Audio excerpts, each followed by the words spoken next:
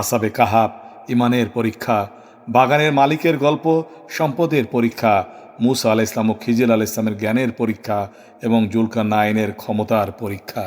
তারা কিন্তু মানে নিম্ন শ্রেণীর বা গরিব শ্রেণীর 7 জন যুবক ছিলেন না, তারা কিন্তু বেশ ধনাঢ্য পরিবারের ছিলেন।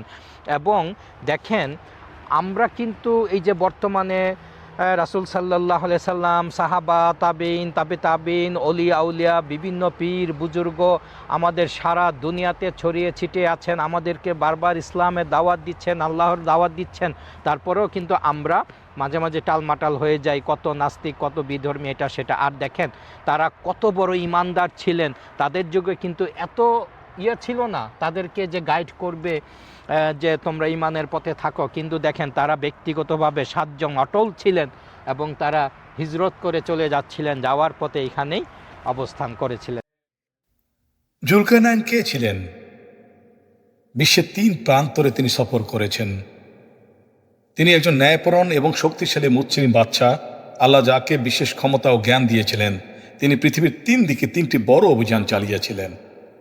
আল্লাহ সুবহানাহু ওয়া তাআলা তাদেরকে প্রোটেকশন করার জন্য এভাবে তাদেরকে নিয়ে আসছে, কারণ আল্লাহ সুবহানাহু ওয়া তাআলার কাছে এত ভালো লাগছে তাদের। আমরা এখন ইসলামের ঘরে, মুসলমানদের ঘরে আমরা বড় হচ্ছি। তারা ছিল বেধর্মীদের ঘরে, এবং তারা এমন একটা কঠিন নিয়ম যে তাদেরকে হত্যা করা হবে। সেই তাদের যে আত্মত্যাগ আল্লাহ সুবহানাহু ওয়া তাআলা খুব পছন্দ করেন, এবং তাদেরকে এমন সময় এমনভাবে ঘুমিয়ে রাখেন, এবং 309 বছর পরে যখন উঠেন তখন আল্লাহর একাত্মবাদ ঘোষণার কথা, অনেক একটা পরিবেশ, তাদের মতো করে একটা পরিবেশ তারা পেয়ে যায়, যে আল্লাহ সুবহানাহু ওয়া তাআলা চাইলে সবকিছু পরিচালনা করতে পারে। এটা থেকে আমাদের একটা শিক্ষণীয় ব্যাপার। আল্লাহ সুবহানাহু ওয়া তাআলা সূরা কাহাফে এ প্রসঙ্গে উল্লেখ করেন, আউযু বিল্লাহি মিনাশ শাইতানির রাজীম। আম হাসিবতা আন্না আসহাবাল কাহফি ওয়ার রাকিম কানু মিন আয়াতিনা আজাবা إذ أوى الفتية إلى الكهف فقالوا ربنا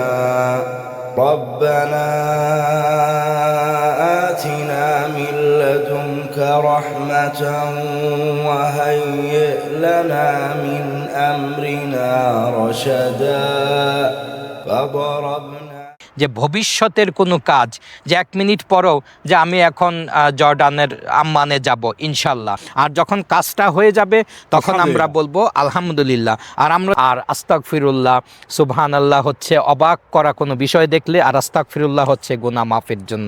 সূরা কাহাফে সব প্রশ্নের উত্তর দেওয়া হয়।